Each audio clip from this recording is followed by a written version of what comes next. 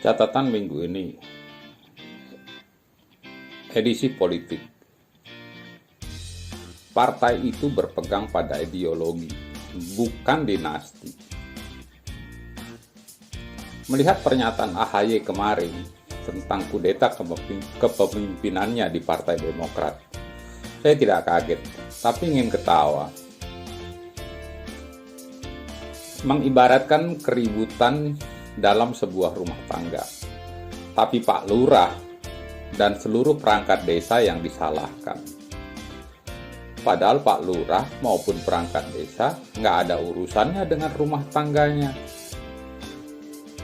Sadar apa nggak tuh yang pada ngomong? Apa cuma cari perhatian aja?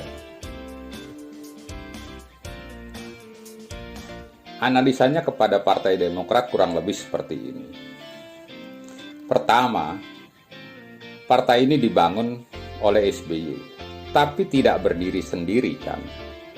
Banyak pihak yang berperan dan membuat Partai Demokrat menjadi besar, hingga mengantarkan SBY menjadi presiden 2 periode. Selanjutnya, partai ini tidak bisa mempertahankan loyalitas kader maupun simpatisannya, dengan meninggalkan jejak pemerintahan SBY yang relatif kurang oke.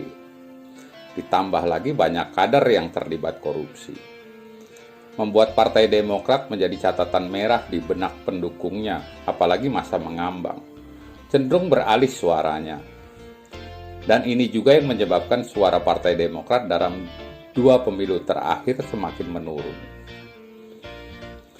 Yang kedua, wajar saja dalam partai ada faksi-faksi. Tapi sepanjang ketua umum atau ketum mampu menyatukan perbedaan pendapat di dalamnya. Tapi yang terjadi, kaderisasi Partai Demokrat mandek karena selalu mengacu pada SBY. Dan SBY lebih memilih mengorbitkan AHY yang notabene masih hijau di dunia politik.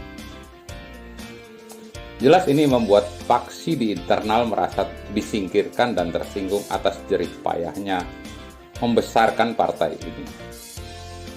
Dan ini seperti menyimpan api dalam sekam. Akhirnya dari berbagai faksi tersebut mencari titik temu atas cara AHY yang tidak bisa mengakomodir pendapat faksi-faksi di dalamnya. Ketiga, apapun perbedaan pandangan dalam internal partai dapat diakomodir jika semua berpegang pada ideologi partai, bukan pada ketua umum. Perbedaan pandangan hal wajar jika masih dalam koridor ideologi partainya. Semua bisa mencari dan mencapai titik temu dan akan dibawa kemana partai ini.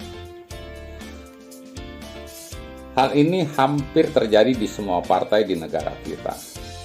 Dengan tidak mengakomodir suara internal partai, sulit rasanya untuk berkembang karena motor penggerak partai adalah kader-kader militan yang bernaung dalam berbagai faksi-faksi di internal tersebut.